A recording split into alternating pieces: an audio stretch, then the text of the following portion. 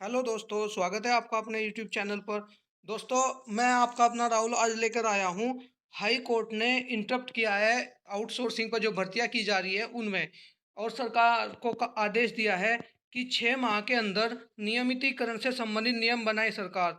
दोस्तों, जो लोग संविदा पर या ठेकेदारी के अंदर एक लंबे समय से उत्तराखंड सरकार में अपनी सेवाएं दे रहे हैं, उनके लिए सरकार को बोला है हाई कोर्ट ने कि इन लोगों को नियमितीकरण मतलब परमानेंट करने के लिए कुछ नियम बनाए, जिसके लिए सरकार को जो है 6 माह का समय दिया गया है। दोस्तों, देखते हैं इस पूरी खबर को। हाई कोर्ट सख्त हुआ है उत्तराखंड में ठेकेदारी और आउटसोर्सिंग कर्मियों के मामले पर। दोस्तों, देखते हैं क्या कहा है हाई कोर्ट ने। प्रदेश में ठेके व आउटसोर्स कर्मियों के नियमितीकरण पर स्थिति जल्द स्पष्ट होने वाली है। इस संबंध में उच्च न्यायालय ने एक ऐतिहासिक और महत्वपूर्ण निर्णय देते हुए राज्य सरकार को आदेश दिए हैं कि 6 माह के भीतर नियमितीकरण संबंधित नियम बनाए जाएं। साथ ही सरकार को निर्देश दिया है कि हाल ही में जारी विज्ञापन के तहत याचिकाकर्ता व एक अन्य समान स्थिति में वाले कर्मी के पद खाली रखी जाए। तो दोस्तों, अभी सरकार ने क्या किया था कि दो बंदे थे, वो अपनी पोस्ट पर लगे हुए थे, उनकी पोस्ट को भी खाली कर कर उन पर जो है विज्ञापन जारी कर दिया था। तो उसी के मामले में वो लोग हाई कोर्ट चले गए। देखते हैं आगे पूरी खबर को। सरकार ने कोर्ट को बताया कि 7 सदस्यीय उच्च स्तरीय समिति गठित की गई थी, जो कॉन्ट्रैक्ट व आउटसोर्सिंग कर्मियों के नियमितीकरण पर विचार करेगी।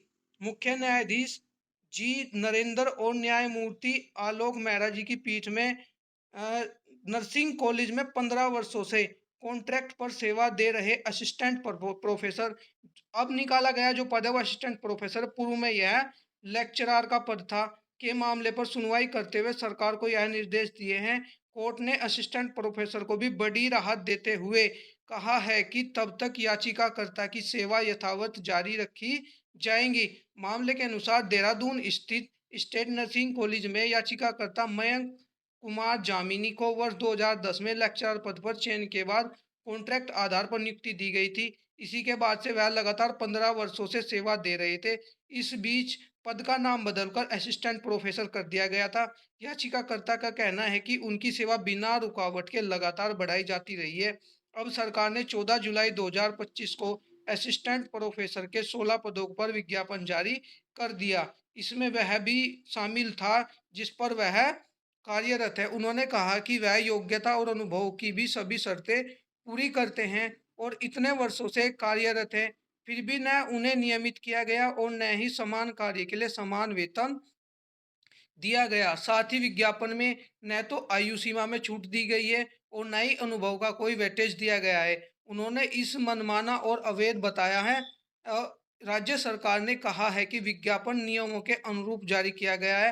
हालांकि यह भी स्वीकार किया है कि मुख्यमंत्री की घोषणा और कैबिनेट निर्णय के बाद 7 सदस्यीय उच्च स्तरीय समिति गठित की गई है, जो कॉन्ट्रैक्ट व आउटसोर्सिंग कर्मियों के नियमितीकरण पर विचार करेगी। तो दोस्तों, इसमें बड़ा फैसला हो सकता है। इसका आने वाली आउटसोर्सिंग और ठेकेदारी की जो भर्तियां हैं उन पर भी असर पड़ सकता है, क्योंकि इसमें जो आउटसोर्सिंग पर लोग कार्य कर रहे हैं उनको परमानेंट करने की ओर एक कदम बढ़ा रही है उत्तराखंड सरकार। इसी में देखो दोस्तों, हाई कोर्ट ने क्या निर्णय दिया है।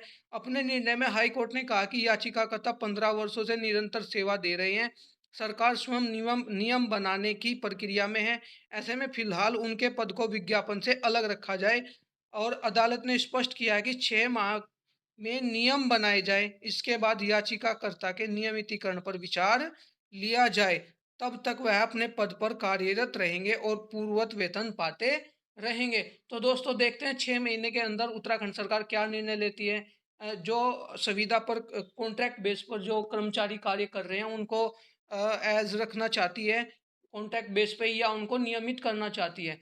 तो दोस्तों, इसके लिए थोड़ा लंबा इंतजार करना पड़ेगा 6 माह का। चलिए दोस्तों, इसी के साथ हम अपनी वीडियो को ख़त्म करते हैं। और दोस्तों, हमारे चैनल को शेयर, सब्सक्राइब और लाइक ज़रूर करें। धन्यवाद।